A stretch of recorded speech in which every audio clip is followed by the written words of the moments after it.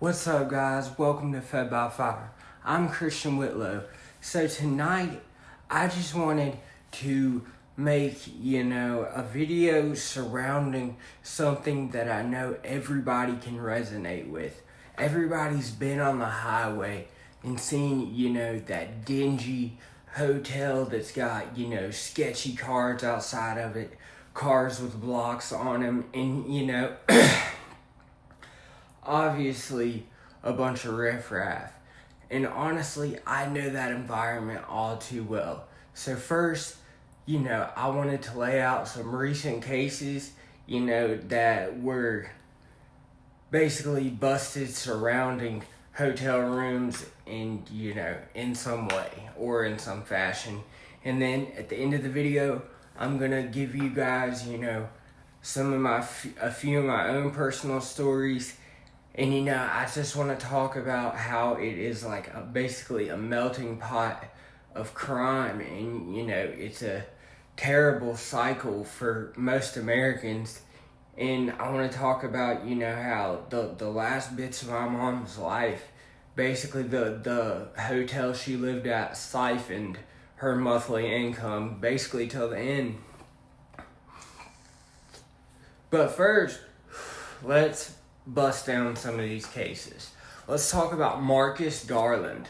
Alright, he is from Fairmont, West Virginia, and this happened February 25th to the 26th, 2026. The location was the Country Club Motor Lodge in Fairmont, West Virginia. And so what happened is, according to the Three Rivers Drug Task Force, police had been investigating Marcus Garland, a 54-year-old man from Baltimore, Maryland, for allegedly transporting Fetty and ice into West Virginia for distribution. Investigators believe that Garland and another person were using the motel room as a temporary staging area to break down and package drugs before selling them locally. Police executed a search warrant at the motel room on February 25th. Inside, officers reportedly found dealer quantities of Fetty and ice, cutting agents, scales, aluminum foil, plastic baggies, blenders, snuff spoons, and large amounts of cash. So basically the starter pack. But investigators said some drugs were hidden inside of motel furniture itself. And authorities accused Garland of traveling from Baltimore with a co-conspirator specifically to distribute narcotics in West Virginia, obviously raising the price, trying to make an extra few dollars. The charges, they got drug kingpin possession with intent to deliver Fetty, that's the big one. Possession with intent to deliver ice, felony conspiracy. And let's talk about, y'all, why exactly this story matters. Because, this guy, his story is, basically similar for a bust that happens every day in a place you drive by in any, pocket of America.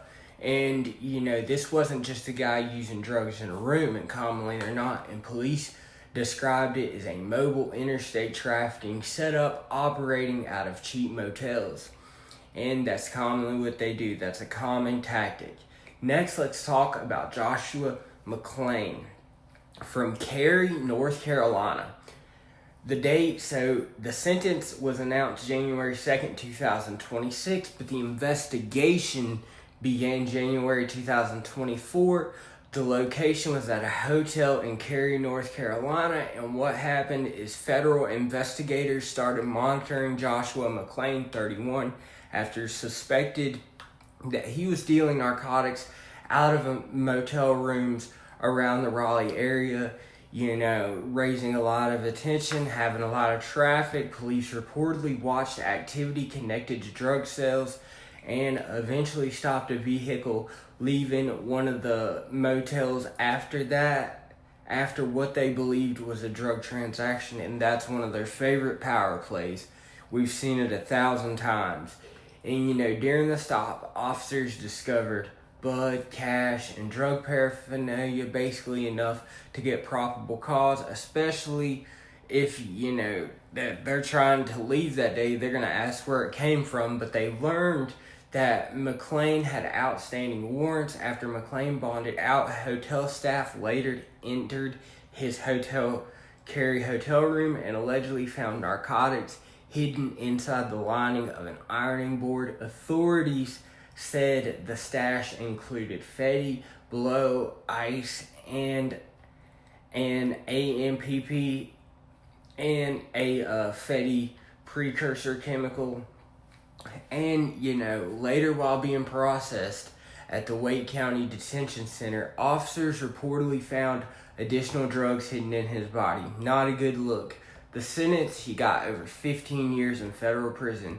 Now let's talk about why the story matters. It shows, how hotel workers accidentally became frontline witnesses, in this crisis we're all seeing as Americans, that is, the opioid crisis. You can be living your life, as a hotel maid, and come up upon something, you call it in, and bam, you're a witness. But, that's a common theme amongst these stories. Next, let's talk about the Muncie Hotel bust in Indiana.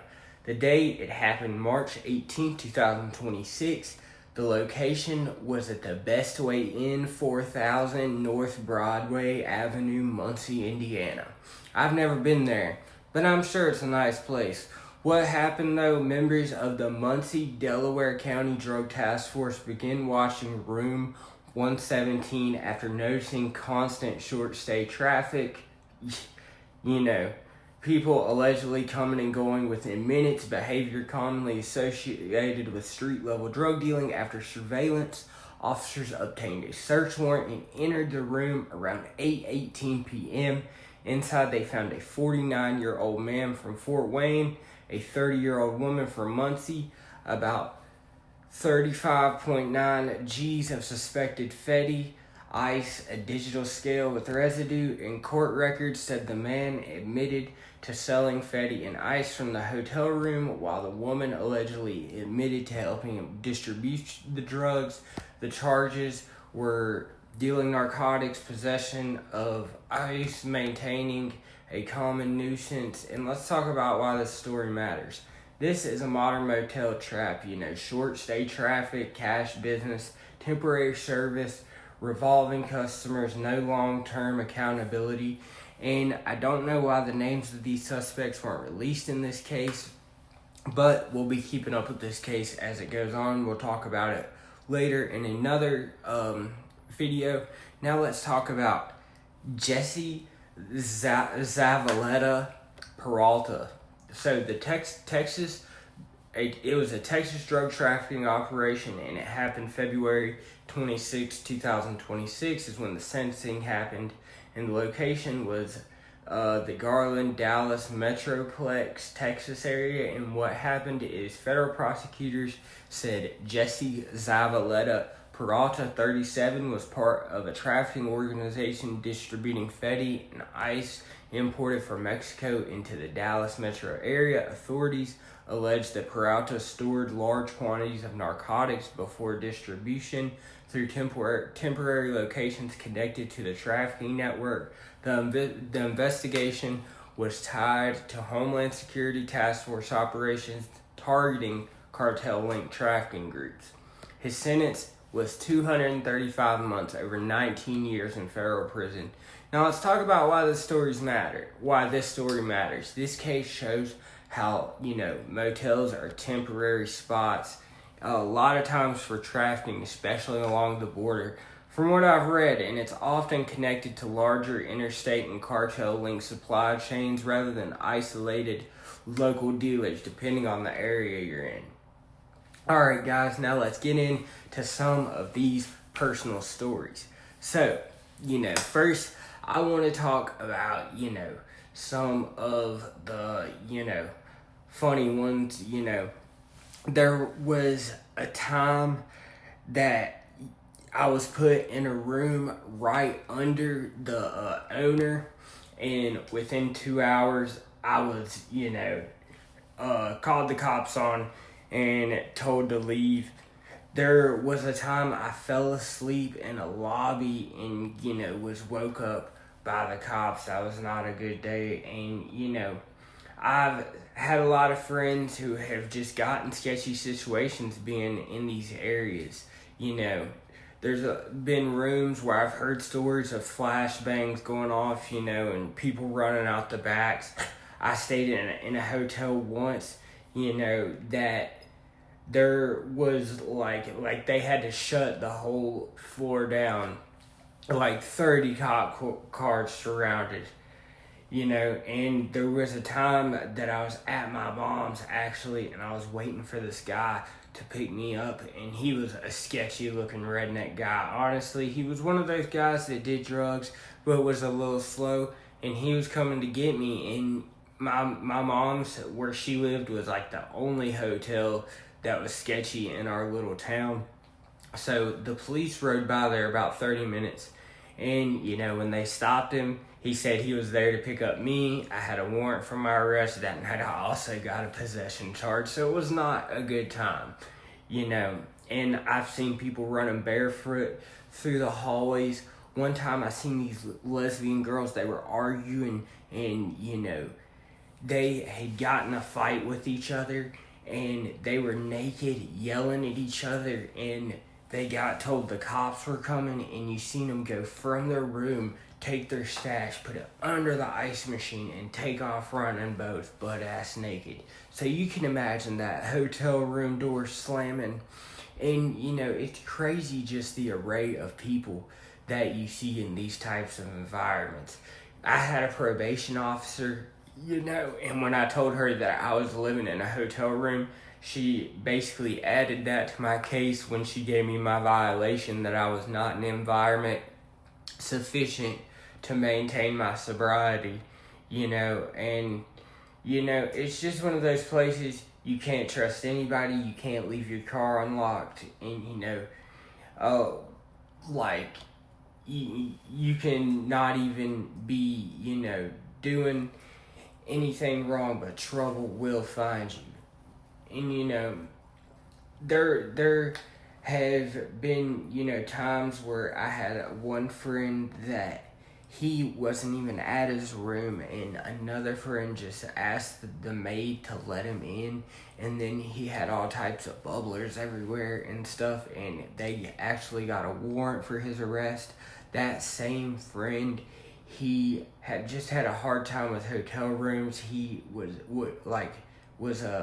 naked for some reason and asleep, and they came in his room after checkout and found him and called the police because he had paraphernalia everywhere. And, so my mom, the last 5 years of her life, she lived in a hotel room, so I spent a lot of time there. And it was crazy to be living there in somewhere that I had actually been trespassed from. So I basically had to sneak in and out, to even see my daughter. And, the motel world basically should be like a world of its own. At first it feels, like a cheap motel. But slowly it reveals itself basically as its own ecosystem. The sounds of motels at 3 a.m., the lighters flicking, the coughing, the yelling, that smell of cigarettes and bleach and mildew and burnt foil and cheap cologne. The front desk knowing fake names. And I actually, would see the guys from the drug task force come and check the roster on the daily, checking for people with warrants.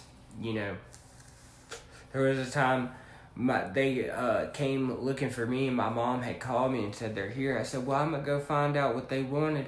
And I had threw my phone in a bush. I never found that phone either. And one time, I was living under the shelter of a church.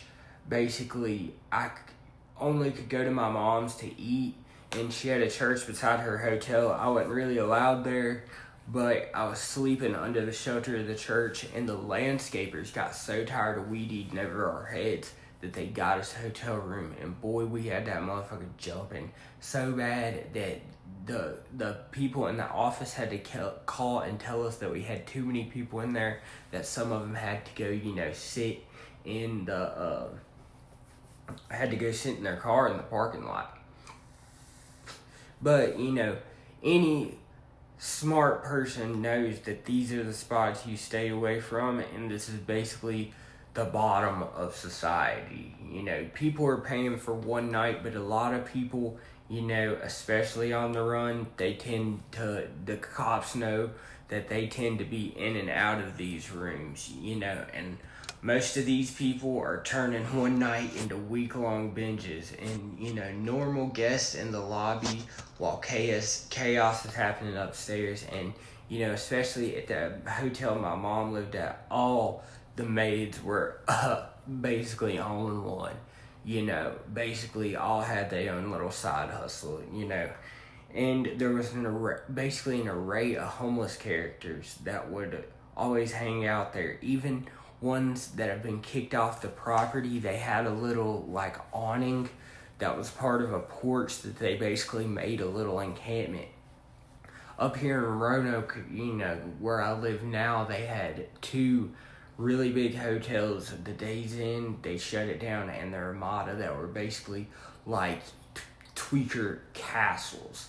I wish people would have had drones and did tweaker safari back then, because it would have been a gold mine for it, But ultimately, they needed to shut those places down. By the end of it, you had the outreach, the people passing out rigs and stuff in the parking lot.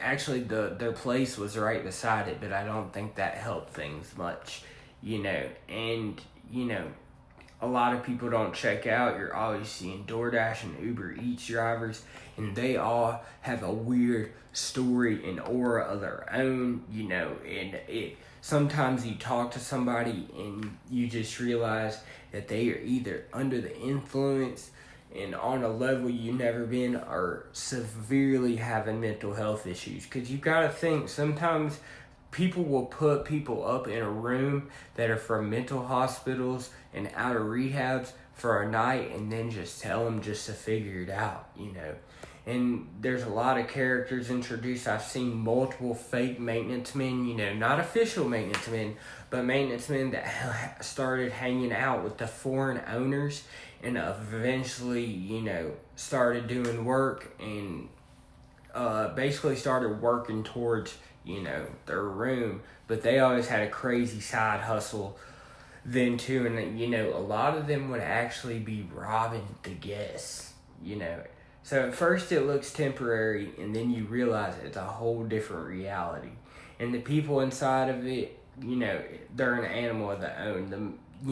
The motel becomes, a living system of roles and personalities, and, familiar faces that people get used to seeing.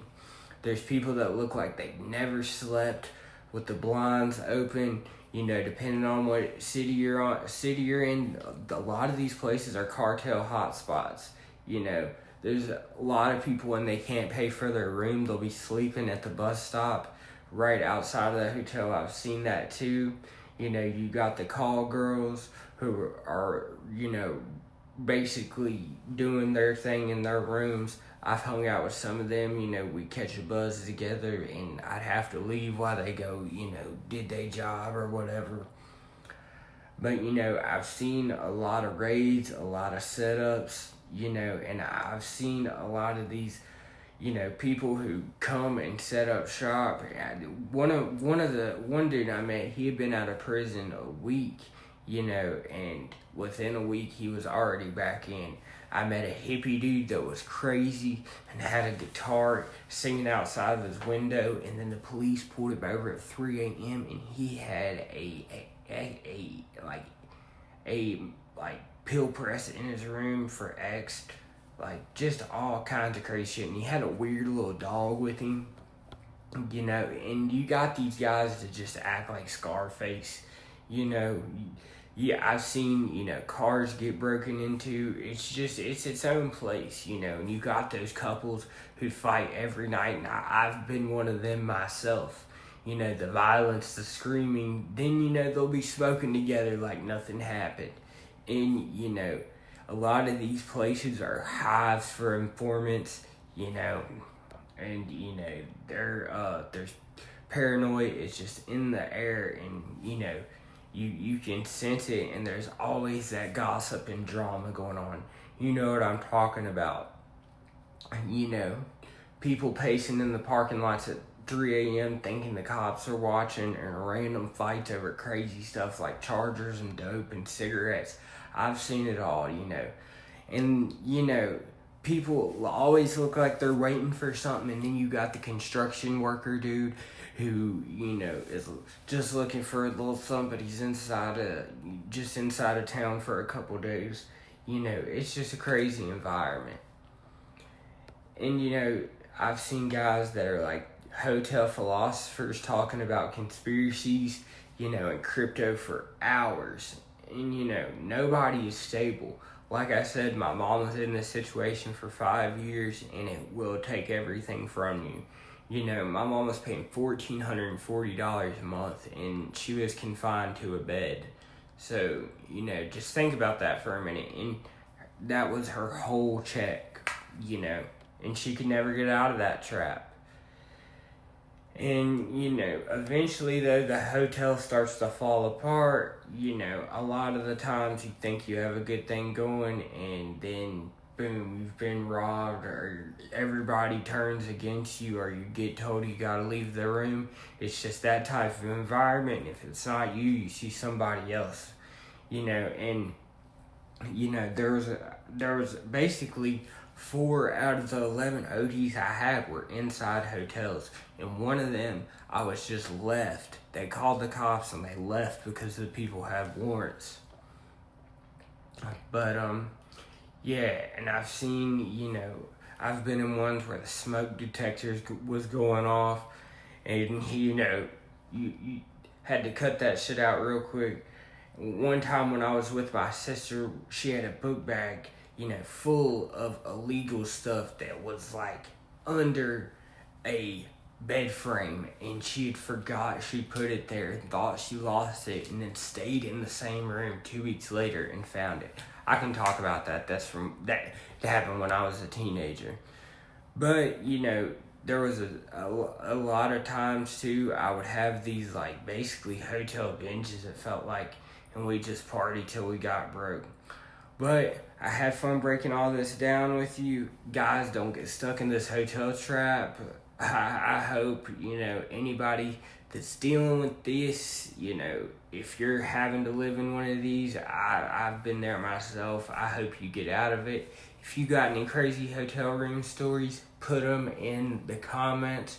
If you got a story and you want to tell it, DM me.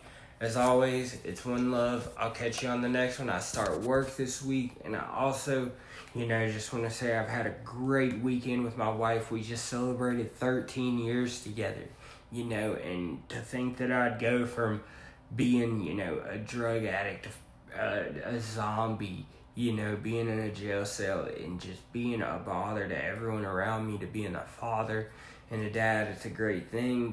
We went up to the Star. We went to Crab du Jour and got down. She got me a bunch of crazy good stuff. And I also, got me a local subscription so I can be watching the Skeeter Gene. That was a gift in itself. So shout out to her. I love my life. And to anybody watching, thank you so much. I'll see you guys probably in the middle of the week.